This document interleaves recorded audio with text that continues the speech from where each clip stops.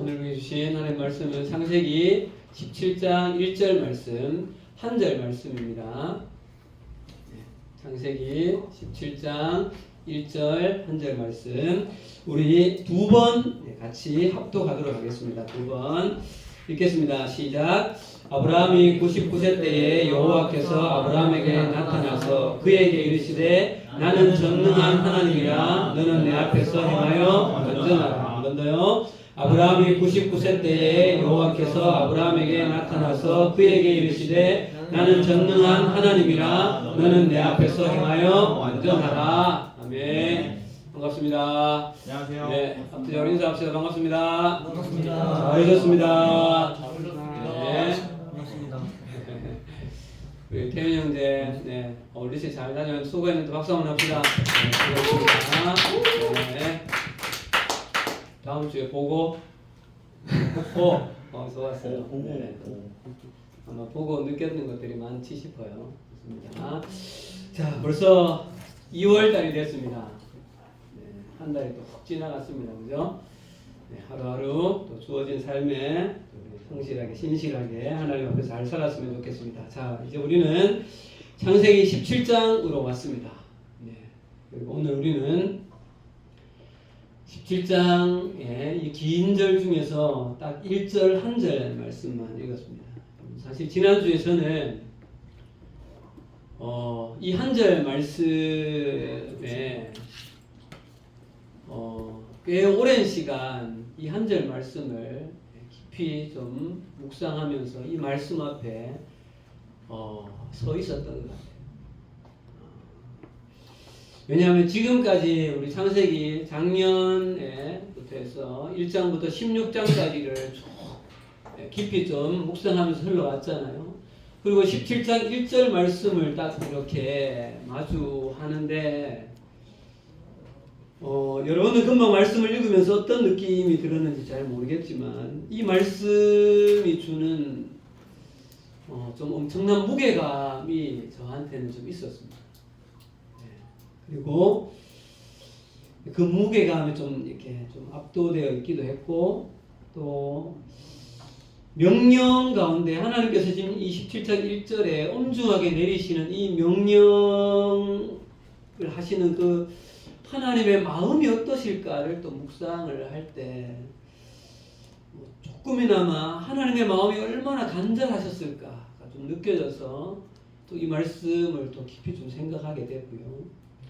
또 오늘 좀 이렇게 깊이 좀 들어가 보겠지만 이 말씀의 한 낱말 한 낱말에 담겨져 있는 그 원어의 의미가 이토록 깊은 것인가를 좀 깨닫게 되어지면서 또 더 그랬던 것 같아요. 네, 그래서 여러분 오늘 이 17장 1절 한 구절 말씀을 사랑하는 여러분들과 함께 나누는 제 마음이 다른 때보다 조금 더 좀 비장하기도 하고 좀 두렵기도 하고 사실은 또 제가 이 말씀을 오늘 새벽까지 원고를 계속 고쳤거든요. 이런 생각이 자꾸 드는 거예요. 이 말씀을 이 어떤 표현으로 이걸 다 담아낼 수 있을까, 이런 이 생각 때문에 원고를 계속 고치게 되는 거예요. 조금 더 이렇게 잘 표현하면 여러분들이 더 잘 깨달을 수 있지 않을까, 이 마음이 너무 있는 거예요. 참 이 언어에 제가 가지고 있는 한계가 좀 느껴지기도 했었고, 그렇습니다. 그래서 또 한편으로는 좀 기대감도 많아요. 좀 기대감도 있고 그렇습니다. 그래서 우리 사랑하는 남일교회 다음 세대 여러분, 오늘 비록 엄청 소수여서 좀 안타깝긴 하지만 그러나 이 말씀이 여러분들에게도 신앙의 깊은 좀 이정표가 되기를 소원하면서 오늘 말씀을 시작하겠습니다. 오늘 말씀의 제목 한번 읽읍시다. 시작. 전능하신 하나님 그 앞에서 행하여 완전하라. 17장은 1절 말씀, 이 말씀을 그대로 좀 제목으로 가져와서 다음 주까지 좀 이어서 보려고 합니다. 자, 가나안 땅에 도착한 지 10년이 지나도록 아브라함과 이 사레 사이에는 자식이 없자 16장에 사레는 하갈이라는 방법을 통하여서 아브라함의 나이 86세에 누구를 얻습니까? 이스마엘을 얻죠. 이스마엘을. 그런데 이것이 결국 하나님 기뻐하시는 방법은 사실 아니었죠.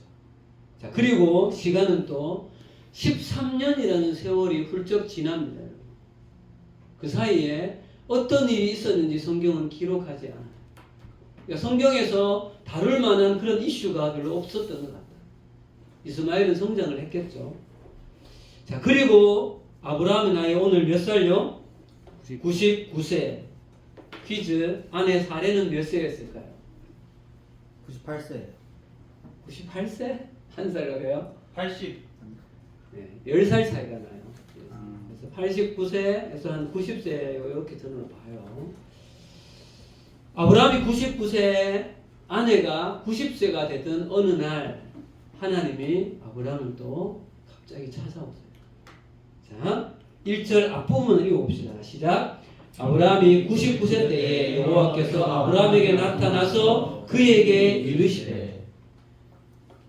어느 날 13년이 훌쩍 흐른 어느 날 아브라함은 또 일상의 삶을 살고 있었겠죠. 그런데 어느 날 아브라함에게 하나님이 나타나서 말씀하신, 여러분, 하나님께서 아브라함에게 나타나셨다는 것이 어떤 의미일까요? 아브라함이 지금 어떤 상태에 있었을까요? 기다림. 신실하게 기다렸을까요? 우리는 이미 경험이 있어요. 창세기 15장에 고대 그 대제국을 치고 누구를 찾아왔어요? 롯을 찾아왔죠. 그러고 나서 보복이 두려워 떨고 있을 때 아브라함아, 뭐 하지 마라? 두려워하지 마라. 내가 너의 쉴드다. 하나님이 찾아오실 때는 여러분, 아브라함이 두려워하거나 약속에서 흔들리고 있을 때 찾아오십니다. 우리 지난번에 사도행전 모았을 때도 마찬가지예요. 사도행전에 보면 하나님이 바울을 찾아오셨을 때 다메섹 도상 이후에 보면 딱 2번 찾아오셔서 직접 말씀하시는데 대부분 보면 두려워서 떨고 있을 때 찾아와요. 자, 그럼 여러분, 오늘 이 창세기 17장 1절에 이 아브라함은 이때 심히 약속에서 흔들리고 있는 상태였다는 거죠. 예. 그래서 여러분, 오늘 이 17장 1절에서 다시 아브라함에게 찾아오셨다는 것은 아브라함과 사레가 지금 하나님의 그 언약에서 심각하게 흔들리고 있다는 거예요. 자, 이 두 사람이 흔들리고 있다는 것을 우리는 충분히 짐작할 수 있죠. 나이가 99세가 됐어요. 자기 아내는 90세가 됐어요. 이제는 하나님의 약속은 누구와 누구 사이에서 자녀를, 자기와 아내 사이에서 자녀를 주신다고 하셨는데 지금은 현실적으로 이게 어떤 상황이에요? 불가능한 상황이 된 거예요. 자, 여러분, 이 당시에 아브라함과 사레의 솔직한 마음을 성경은 이렇게 표현해요. 17장 17절 18절로 가보겠습니다. 17절 18절 읽읍시다. 시작.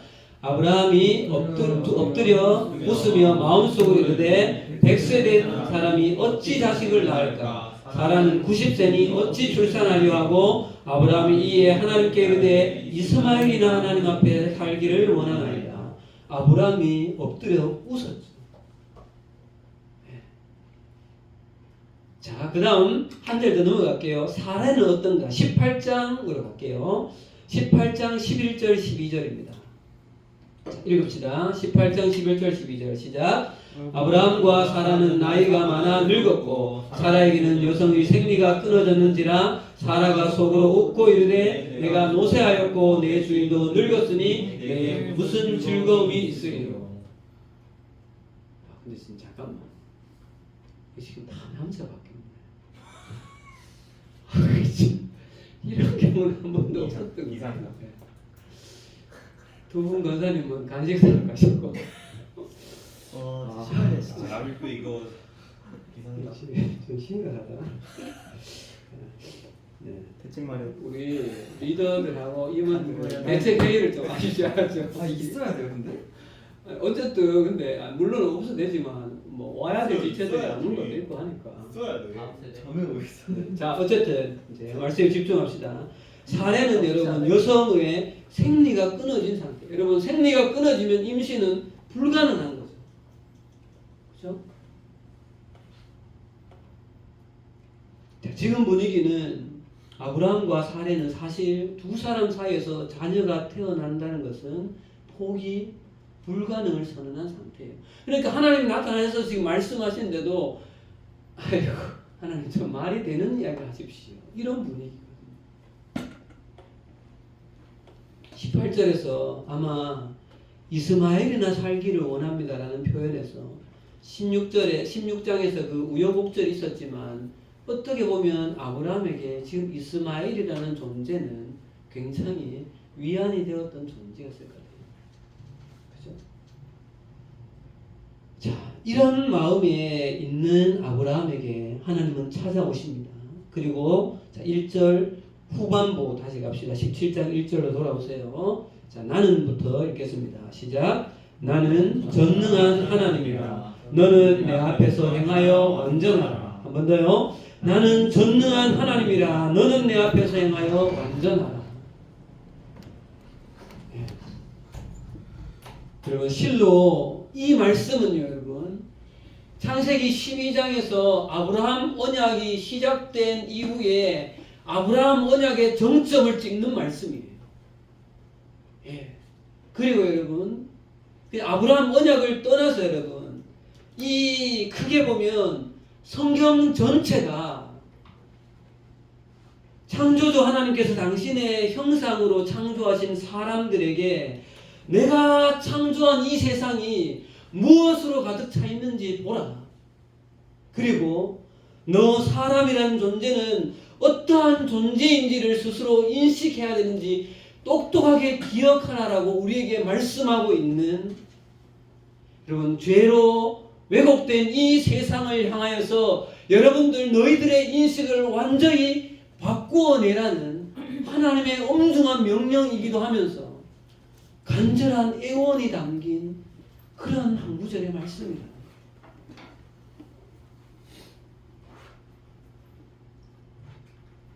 여러분 그래서 제가 이 한 구절 말씀 앞에 압도가 되었던 거예요. 네, 그것들을 조금씩 이제 좀 풀어가 봅시다. 여러분. 왜 이런 의미인가 이 구절이. 자, 지금부터 여러분 언약에서 흔들리고 있는 아브라함에게 찾아오셔서 내가 전능한 하나님이다. 너는 내 앞에서 완전하라고 그렇게 말씀하시는 이 한 구절에 담겨있는 복음의 진리가 과연 뭐냐? 이 속으로 좀 들어가 볼 텐데요. 이 말씀을 좀 더 잘 이해하기 위해서는 뒷구절을 먼저 봐야 돼요. 그리고 이것을 앞구절에 나는 전능한 하나님이다와 연결시켜 볼 필요가 있어요. 자, 먼저 그러면 앞부분을 한번 가봅시다. 먼저 너는 내 앞에서 행하여 완전하라. 여러분 이 말씀에는 한 낱말에 생각해 봐야 될 것이 굉장히 많은 구절이에요. 그리고 여러분 이 말씀은 우리 한국어 버전은 한 문장처럼 되어져 있죠. 그리고 원어에는 병렬 구조로 두 개의 독립된 명령이라는 사실이에요. 그러니까 너는 내 앞에서 행하라. 그리고 너는 완전하라. 구분되어진 명령이라는 거죠. 자, 오늘 여러분 이 낱말의 정확한 의미를 좀 더 깊이 인지하려면 한 낱말에 실제 히브리어 원어가 무슨 뜻인지를 아는 것이 깊은 이해에 도움이 되어져요. 그래서 오늘 원어를 좀 많이 여러분들에게 좀 소개를 하려고 합니다. 자, 이제 한 구절 한 구절 가봅시다. 먼저 내 앞에서입니다. 내 앞에서. 자, 넘겨주세요. 자, 내 앞에서라고 할 때 이 앞이라는 낱말의 원어는 파님인데 뭐 원어를 알 필요는 없어요. 뜻이 뭐예요? 얼굴이에요. 얼굴. 내 앞이라는 말은 하나님의 얼굴 앞에서, 내 면전 앞에서예요. 우리 흔히 이런 말 하죠. 코람데오 들어봤죠? 하나님 앞에서. 사실 그런데 여러분 이 낱말은 코람데오라는 말로도 다 해석하기는 좀 부족한 말이에요. 왜 그런지 좀 이따 설명할게요. 자, 내 앞에서라는 말은 하나님의 얼굴, 하나님의 면전 앞에서라는 의미예요. 자, 두 번째, 그 다음 내 앞에서 행하라라는 이 명령의 말이에요. 자, 두 번째 넘겨주세요. 행하여라는 말은 할라크라는 원어인데 걸어라라는 명령문이에요. 그러니까 너는 두 가지 합쳐보면 뭐예요? 너는 내 얼굴 앞에서 걸어라라는 의미예요. 예. 자, 그런데 여러분 이 말을 직역하는 거로는 좀 이 의미를 더 깊은 의미를 이해하는 데는 부족해요. 그래서 여러분 한 단계 조금 더 들어가 볼게요. 여러분 성경에서 하나님의 얼굴을 이야기할 때는 어떤 의미가 기본적으로 내포가 되어져 있는가 하면 여러분 성경 곳곳에 하나님의 얼굴이라는 말이 직접적으로 들어가 있는 구절들이 몇 구절 있는데 하나님의 얼굴이라는 표현은 하나님의 그 이 신체의 일부인 얼굴을 의미한다는 것도 있지만 그보다 더 깊은 의미는 하나님의 임재하심을 의미한다는 거예요. 하나님의 임재하심. 자, 여러분 시편 가보세요. 시편 16편 11절 한번 가봅시다. 시편 16편 11절 말씀. 네, 빨리 찾아 읽어봅시다. 시편 16편 11절 같이 읽어봅시다. 시작. 주의 얼굴 앞에는 아직 못 찾았나요? 시편 16편 11절 시작. 주의 얼굴 앞에는 충만한 기쁨이 있고 할 때 이 얼굴 앞에 할 때 이것이 하나님의 그 임재하심 안에는 충만한 기쁨이 있다는 그런 의미가 된다. 네. 자, 그래서 여러분 이 구절은 얼굴 앞에서라는 코람데오의 의미도 있지만 이거보다 더 깊은 지금 이 자리 이 공간 전체가 하나님의 임재하심으로 가득하다는 그 인식을 하라는 거예요. 예. 자, 그 다음 여러분 이제 조금 더 행하여가 아까 걸어라는 의미라 했잖아요. 자, 이거는 문법을 좀 해야 돼요. 문법을. 우리 왜 그 영어 할 때도 동사가 뭐 서술형이 있고 의문형이 있고 뭐 제기 동사가 있고 이런 형태가 있잖아요. 그죠? 예. 맞잖아요. 히브리어에도 7개의 동사의 형태가 있어요. 예. 이런 걸 다, 네, 이름은 몰라도 돼요. 여기에 나오는 이 히브리어는 넘겨주세요. 아, 이거였고요. 다음 넘기세요. 네. 이 걸으라는 말은 할라크라 했잖아요. 이게 히트파엘 명령형이에요. 제가 1학기 때 배운 거긴 한데 저도 잘 몰라요, 사실은. 근데 이게 세 가지의 의미가 함축되어져 있을 때 쓰는 동사라는 거예요. 첫 번째는 뭐예요? 재규의 의미예요. 스스로의 의미가 담겨져 있다. 두 번째는 지속, 계속의 의미가 담겨져 있고요. 세 번째는 서로의 그 관계나 교제의 의미가 담겨져 있는 의미라는 거예요. 그러니까 이 히트파엘 명령형의 동사가 들어가면 이 세 가지의 의미가 거기에 함축되어져 간다는 거예요. 예. 그러면 여러분 보세요. 여기서 그냥 걸어라는 의미가 걸어가라는 의미가 아니라 네 스스로 너의 평생 동안 지속하여서 서로의 관계에서 여기서 관계는 누구를 말할까요? 하나님과의 관계 속에서 너의 존재의 삶을 살아가라는 말이에요. 예.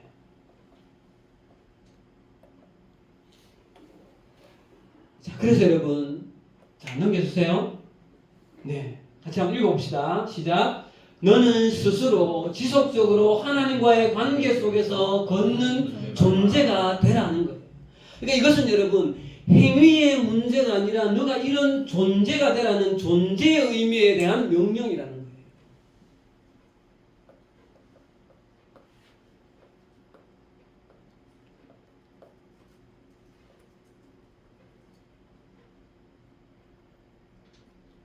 자, 그래서 여러분 이 지금까지의 이 의미를 종합해 보면 너는 내 앞에서 행하여라는 이 성경 우리 개역개정에는 짧게 나온 이 본문의 의미가 히브리의 원어와 성경이 담기고 있는 그 의미들을 종합해 보면 너는 지속적으로 내 스스로마다 너의 인격을 다하여서 하나님과 교제하면서 살아가는 그런 존재로 평생 지속적으로 살아가라는 그런 존재론적인 그 의미로의 초대라는 거죠. 여러분 좀 놀라운 초대가 아닌가요? 여러분? 이런 의미가. 그죠? 자, 여러분 지금 이 한 구절은 저는 이 말씀을 계속해서 곱씹으면서 묵상하면서 제 안에 들어오는 그 의미는 여러분 이 한 구절의 의미가 죄가 들어온 이후에 이 세상에 뒤틀려버린 이 세상을 바라보는 그 눈과 나라는 한 인간이 나 스스로의 존재를 바라보는 눈 그리고 세상을 살아가는 삶의 방식에 있어서 죄가 들어와서 왜곡되고 뒤틀려버린 그 방향성들을 다시 원래의 위치로 여기에 되어 있는 패러다임을 완전히 전환하는 완전한 개혁을 이루라는 그러한 초대로 이 명령을 하나님은 우리에게 던지고 있다는 사실이에요. 그래서 여러분 이 말씀은 오늘날 우리의 말로 고치면 우리를 향하여서 이 당시에는 사랑하는 아브라함하지만 지금 이 시대에는 사랑하는 누구누구야 나의 이름을 부르시면서 온 세상은 나의 임재로 가득하단다. 나의 임재 앞에 네가 평생을 나와 함께 교제하면서 걸어라는 말은 이 온 세상은 나의 임재로 가득하단다. 너는 그것을 얼마나 의식하면서 살아? 너라는 존재는 나의 형상으로 창조된 존재란다. 너는 그 의식을 얼마나 인식하면서 살아가느냐라고 우리에게 지금 되묻고 있는 하나님의 질문이라는 거죠. 그리고 또 제발 창조주인 나의 임재 안에서 나와 깊은 교제 속에서 너의 삶을 살아가라고 애원하며 우리를 계속하여서 초대하고 있는 하나님의 간절한 초청이라는 사실. 저도 이 말씀을 준비하면서 하나님 앞에서 굉장한 사실은 회개를 했어요. 나는 얼마나 이 의식 가운데 살아가고 저는 여러분들은 어떻습니까? 그럼 말씀을 한번 찾아볼까요? 창세기 33장 5절 미안해요. 10편 33편 5절 10편 33편 5절이 뭐라고 기록하고 있는가? 자, 한번 읽어봅시다. 10편 33편 5절 시작. 그는 공의와 정의를 사랑하시며 세상에는 여호와의 인자하심이 충만하도다. 그는 공의와 정의를 사랑하시며 세상에는 여호와의 인자하심이 충만하다. 여러분 온 세상은 하나님의 인자하심으로 충만한 세상입니다. 그런데 여러분 솔직히 우리는 얼마나 이 의식을 이 인식을 갖고 여러분 살아갑니까?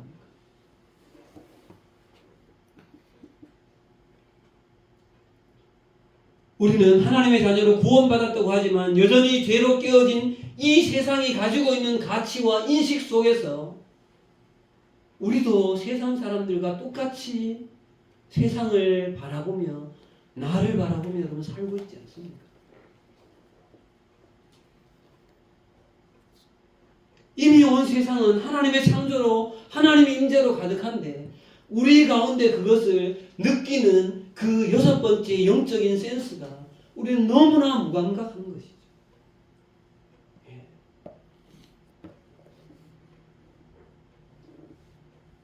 여러분 성경은 한결같이 오늘 하나님의 말씀 앞에서도 내 앞에 할 때에 하나님의 얼굴, 하나님의 임재를 말씀하고 있는 것처럼 성경은 한결같이 온 세상은 하나님의 인자하심, 하나님의 능력, 하나님의 성품이 이미 충만해 있다라고 말씀하고 있습니다. 그러나 우리는 그것을 감각하지 못하죠. 여러분, 이것이 죄가 준 왜곡이라는 거예요. 이것이. 여러분, 천지창조 당시에 아담은 이렇게 살았을까요? 아담은 어떻게 살았을까요? 여러분, 로마서 1장 20절에 창세로부터 그의 보이지 아니하는 것들 곧 그의 영원하신 능력과 신성이 그가 만드신 만물에 분명히 보여 알려졌나니 그러므로 그들이 핑계하지 못할지. 우리가 바라고 있는 이 창조 피조 세상의 모든 것은 다 하나님의 능력과 하나님의 성품이 깃들여져 있다는 사실이에요. 그러나 우리는 자연을 보아도 하늘을 보아도 무엇을 보아도 그 속에 하나님을 감지하는 것이 현저히 떨어져 있죠. 물론 하나님 창조했지 이런 생각은 하죠, 가끔. 실제 우리 일상에 살면서 얼마나 하나님의 인재를 내가 캐치하면서 하냐는 거죠. 자, 두 번째 명령으로 이어져 가봅시다, 여러분. 두 번째 병렬로 이어지는 명령은 완전하라. 그리고 완전하라. 여러분, 이 완전하라는 낱말의 원어는, 자, 또 넘겨주세요. 한 번 더요. 타님이라는 뜻인데, 말인데, 온전한, 흠없는, 나뉘지 않는 이라는 말이에요. 자, 창세기를 우리가 쭉 흘러왔습니다. 창세기에 나왔던 인물 중에 당대의 의인이요 완전한 자라 누구였어요? 노아. 여러분, 노아에게 타님이라는 이 완전하다는 말이 쓰여졌어요. 여러분, 이 완전하다, 타님이라는 말이, 타밈이라는 말이 사람에게 쓰여졌을 때는 주로 어디에 많이 포커스가 맞춰진가 하면 나뉘지 않는 여기에 포커스가 맞춰져요. 여러분, 뭐가 나뉘지 않을까요? 하나님 앞에서 나누어지지 않는다는 것은 그 한 존재에 무엇이 나누어지지 않는다는 말일까요?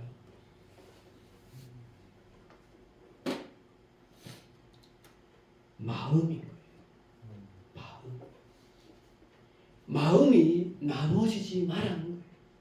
그것이 우상이든 그것이 두려움이든 그것이 불신이든 나누어지지 말라는 것이죠. 그래서 여러분, 여기서 완전한 자가 되라고 할 때의 이 완전 탐임은 죄가 없는 무결점이 아니라는 거예요. 그것은 마음이 갈라지지 않는 온전한 마음, 영어로는 여러분 wholehearted, 마음 전체가 다 하나님께로 향하라는 의미라는 거죠. 자, 그러면 여러분, 조금 전에 그 앞에 하나님의 인재하심 앞에서 걸으라는 말과 이 완전하라는 말을 연결해 보면 여러분, 지금 99세의 아브라함, 인간적인 상황 속에서 하나님의 언약에서 흔들리고 있는 아브라함에게 하나님께서 나타나신 너는 내 앞에서 행하여 완전하라는 이 명령은, 아브라함아, 너는 나의 인재 앞에서 나와 지속적으로 교제하며 살아가는 그런 존재가 되어라. 너는 원래 그런 존재다. 그리고 그런 존재로 너의 마음이 내 앞에서 부디 나누어지지 않기를 간절히 바란다는 명령이요 초청이라는 사실이죠. 왜요? 지금 아브라함은 마음이 한없이 나누어져 있거든요. 왜요? 불가능한 것이에요. 하나님의 그 약속의 말씀에 전심이 아닌 거예요. 마음이 너무나 나누어져 있는 것이죠. 자, 그런데 여러분, 이것이 오늘 이 창세기 17장 1절에 이 한 구절 말씀이 아브라함이라는 특별한 하나님의 언약으로 초대받은 아브라함에게만 하시는 말씀일까요? 자, 그럼 신약으로 가겠습니다. 갈라디아서 3장 7절로 가봅시다. 갈라디아서 3장 7절에 무엇이라고 우리에게 권면합니까? 갈라디아서 3장 7절입니다. 읽읍시다. 시작. 그런즉 믿음으로 말미암는 자들은 아브라함의 자손인 줄 알지어다. 믿음으로 말미암는 자들 누구예요? 우리예요, 우리. 우리도 누구의 자손이라고요? 아브라함의 자손이에요. 그렇다면 이 명령을 아브라함에게 했다는 것은 누구에게도 지금 하고 있다는 거예요. 나에게도, 우리에게도 하고 있다는 말인 거죠. 우리는 영적 계보를 따라서 보면 아브라함의 자손이 그렇다면 이 믿음의 조상 아브라함에 가신 이 선언이 이러하다면 이 선언은 당연히 우리 가운데서 하시는 선언이죠. 사랑하는 아들 누구야? 사랑하는 딸 누구야? 너는 나의 얼굴 나의 임재 앞에서 살아가는 나의 형상인 존재란다. 너의 삶의 방향에서 평생 동안 이 마음에서 나누어지지 않기를 간절히 바란다는 하나님의 명령인 것이죠. 그래서 여러분 지금 우리가 맞이하고 있는 이 창세기 17장 1절에서 이 명령은 죄로 왜곡된 이 세상 속에서 이 세상이 보는 눈, 이 세상을 바라보는 눈과 나를 향한 자기 인식 그리고 삶을 대하는 태도 이 모든 것에 대한 이 세상이 가지고 있는 가치와 신념 체계와 이 모든 것을 다시 한번 뒤엎는 왜요? 죄가 들어와서 왜곡되어지고 뒤틀려져 버렸거든요. 이 세상은 하나님에 대하여서 인식하지 않습니다.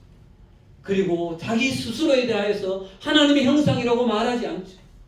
삶의 방향에서 하나님 앞에서 전심으로 살라고 말하지 않는 세상이죠.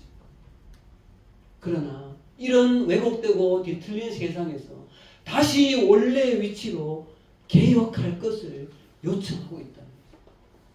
그래서 여러분 우리가 속한 교단 이름에서 여러분 이 장로교는 신학적으로 보면 개혁주의 신학을 따라요.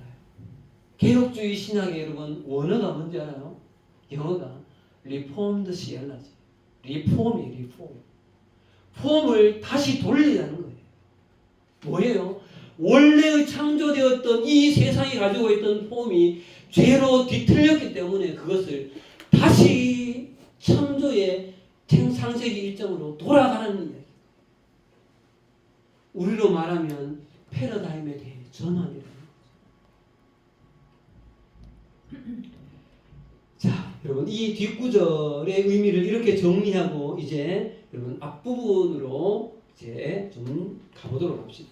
그 다음 앞부분을 묵상하고 이 두 가지를 서로 연결해 보도록 하겠습니다. 자, 앞부분은 나는 전능한 하나님이라고 하나님께서 말씀하시네요. 여러분 이 구절이 좀 의미가 있는 이유는요.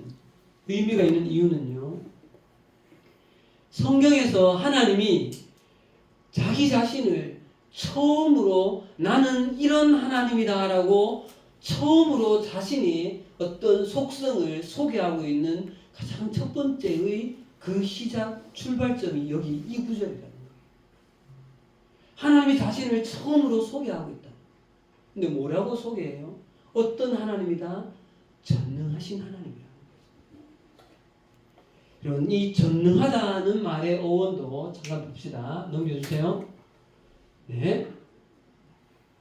또 한 번 더 하나 둘 셋 다 넘겨주세요. 네.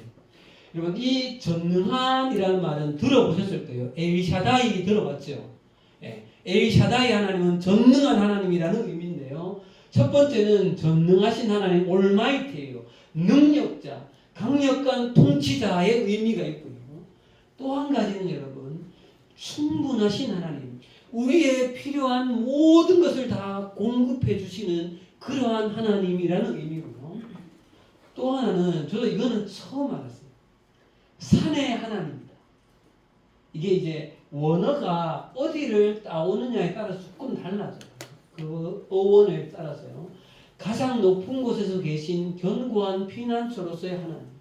어쨌든 이 세 가지 의미가 이 엘샤다이라는 말에는 포함되어져 있는데 여러분 왜 그러면 하나님께서 당신의 어떤 나는 사랑의 하나님이다. 나는 신실하신 하나님이다.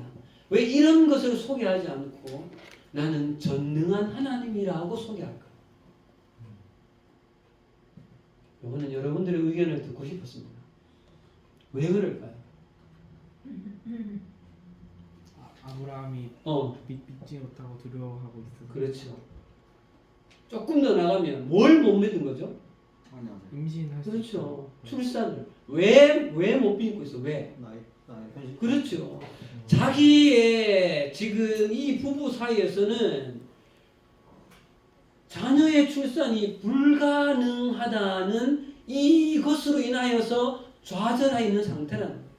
그래서 여러분, 이 하나님께서 나는 전능한 하나님이다라는 말을 선언한 이유는, 아브라함아, 너는 지금 이것이 너희 스스로를 보았을 때는 불가능을 말하지만, 아브라함아, 나는 가능하단다라는 말씀하고 있다는 거예요.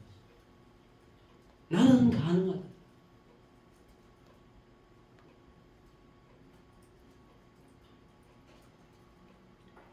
자, 그런데 여러분, 제가 조금 더 이제 주목해서 보고 싶은 부분은, 이제 아까 보았던 뒷구절과 이 앞의 구절을 연결해 보는 것에 포커스를 조금 더 맞추려고 해요. 여러분 잘 보세요. 오늘 말씀이 순서가 여러분 어떻게 됩니까? 완전하라를 먼저 넣었어요. 전능하신 하나님을 먼저 이야기해요.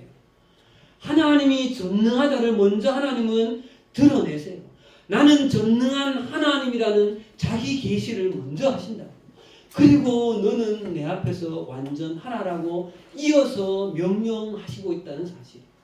여러분, 이 두 구절 사이에는 우리가 인지해야 할 매우 긴밀한 연결고리를 우리는 세 가지 정도 발견할 수 있다. 자, 첫 번째는 여러분, 너는 내 앞에서 완전하라라고 아브라함에게 명령하고 있는 이 명령의 근거, 이 명령의 기초가 어디에 있는지를 분명히 인지하라는 거예요.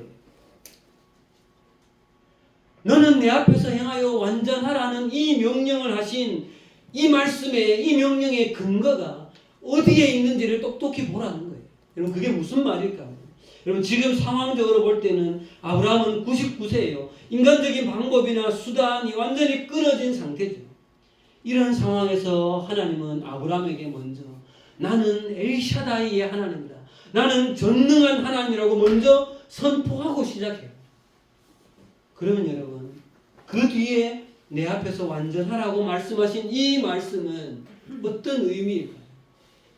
아브라함아, 너에게 내가 완전하라고 말씀하고 있는 그 근거는 내가 너의 어떤 도덕적인 결단력이나 내가 너의 어떤 의지력인 그 결단력을 믿어서 이 말을 하는 것이, 이 명령을 하는 것이 아니라는 거예요.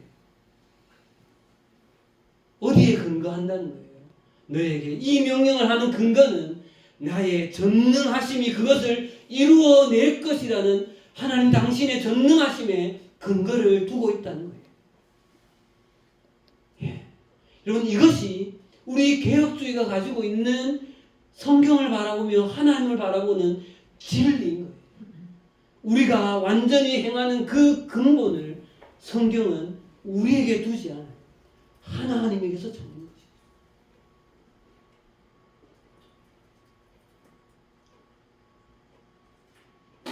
자, 두 번째는 여러분, 두 번째는 하나님 앞에서 행하여 완전하라는 이 명령에 순종할 수 있는 동력, 그렇게 살아갈 수 있는 그 힘의 근원 역시 전능하신 하나님께 있음을 알아야 한다는 관계가 있다는 거예요. 여러분 보세요. 만약에 하나님께서 자신을 전능한 하나님으로 소개하지 않고 먼저 너는 내 앞에서 완전하라라는 그 명령만 주셨다면 이 명령은 아브라함에게도 우리에게도 아마 엄청난 율법이 되어졌을 거예요. 이거 지키지 못하면 어떻게 되는 거예요? 우리는 하나님 앞에서 설 수 있다 없다? 없다는 거죠.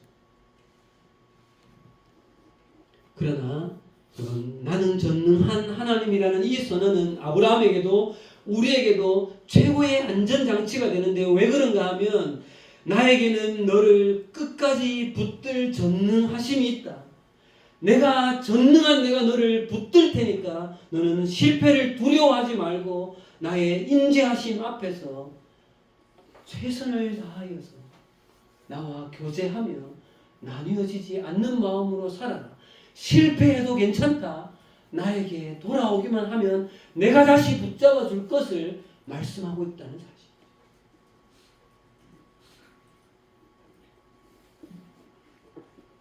하나님의 전능하심이 아브라함이 하나님 이외에 다른 방법을 의지하여서 마음이 나뉘어지지 않도록 만드는 그 순종의 동력이 하나님의 전능하심에 있다는 거예요. 자, 마지막 세 번째로 여러분, 세 번째로 전능하신 하나님 그 앞에서 완전하라는 이 구절은 여러분, 지금 우리 아브라함의 언약을 보고 있잖아요. 언약에서 등장하는 굉장히 중요한 속성 한 가지를 발견해요. 그게 뭔가 하면 여러분, 앞으로 보게 될 모든 언약은 여러분, 하나님께서 사람을 향하실 때, 무엇인가를 행하실 때 먼저 오는 것이 하나님의 은혜가 먼저 선행되어지고 사람의 책임이 뒤따라오는 순서랍니다. 자, 다시 여러분, 하나님께서 사람을 향해서 무엇인가 먼저 행하실 때 사람의 책임을 먼저 묻지 않는다는 거예요. 하나님의 은혜가 먼저 선행되어지고 사람에게 묻는 책임은 뒤따라온다는 사실이죠. 자, 여러분 오늘 본문 보세요. 아브라함에게 만약에 먼저 네가 먼저 내 앞에서 완전하면 그때 내가 나의 전능하심을 너에게 보이겠다. 여러분 이렇게 말씀하지 않았다는 사실이에요. 내가 전능하니 내 앞에서 완전해. 하나님께서 먼저 죄인인 우리를 찾아오셔서 전능하신 하나님이 되어주겠다. 내가 전능한데 전능하신 하나님 내가 너의 하나님이 너의 아버지가 되어주겠다고 찾아오신 그 자체가 이건 뭐예요? 은혜인 것이죠. 은혜로 먼저 우리에게 다가오신 그리고 우리에게 그 은혜에 합당하게 반응할 것을 요청한다는 사실입니다. 이것을 은혜의 우선성이라고 해요. 이거 여러분 언약의 굉장히 중요한 속성이에요. 은혜가 먼저 있고 항상 인간의 책임은 뒤따라온다는 거죠. 그리고 그 인간의 책임 또한 하나님께서 책임져 주신다는 거예요. 자, 이제 말씀을 써서 이제 마무리합시다, 여러분. 창세기 17장 1절 여러분 이 한 절 말씀을 묵상을 하면서 우리는 창세기 12장에서부터 시작된 이 아브라함 언약에 오늘 이 17장 1절이 최고의 정점을 찍는 부분이에요.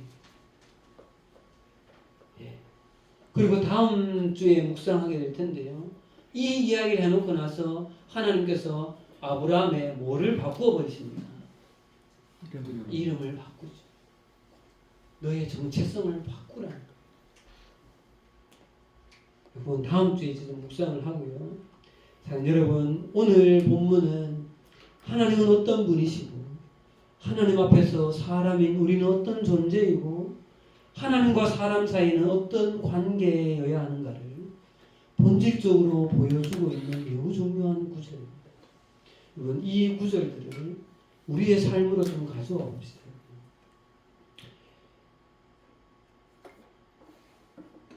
창세기 17장 1절에서 우주 만물을 창조하신 창조주 하나님께서 죄인인 한 사람 아브라함에게 찾아오셔서 자신을 더 깊이 한번 드러내시죠. 내가 전능하다. 이런 이것을 우리는 하나님의 자기 계시라고 하는데 이런 이것은 1차적으로 사람에게 은혜라는 사실을 여러분 기억하십시오. 하나님이 당신을 드러내신다는 사실은 우리에겐 은혜예요. 왜요? 우리 죄인, 우리 스스로의 힘으로는 여러분 하나님을 우리 스스로의 힘으로 발견할 수 있었을까요? 아니죠.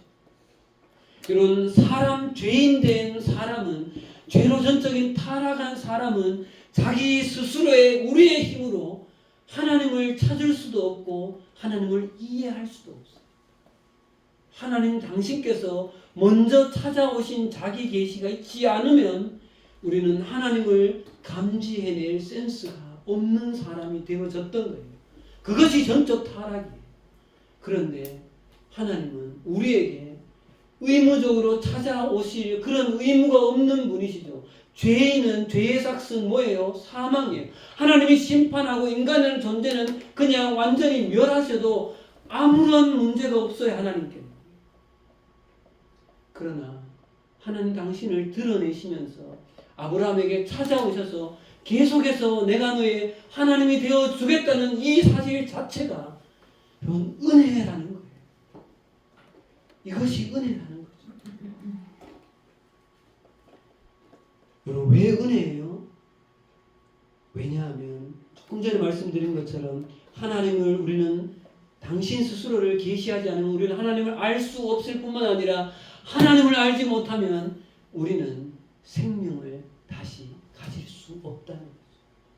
생명의 근원이 하나님이시기 때문에. 그리고 하나님을 찾을 수 없으면 생명을 가질 수 없을 뿐만 아니라 삶의 방향과 목적이 무엇이어야 하는지도 발견할 수 없다는 것이죠. 그럼 여러분, 이 은혜의 하나님은 우리를 왜 이렇게 끊임없이 찾아오시나요? 이유는 단 한 가지. 우리를 사랑하시기 때문에. 우리를 사랑하시기 때문에 찾아오십니다. 그리고 이렇게 전능한 하나님으로 자신을 계시하신 하나님은 우리가 살 수 있는 유일한 길까지 오늘 마련해 주셨어요. 그게 뭐예요? 너는 내 앞에서 행하여 완전하라는 거예요.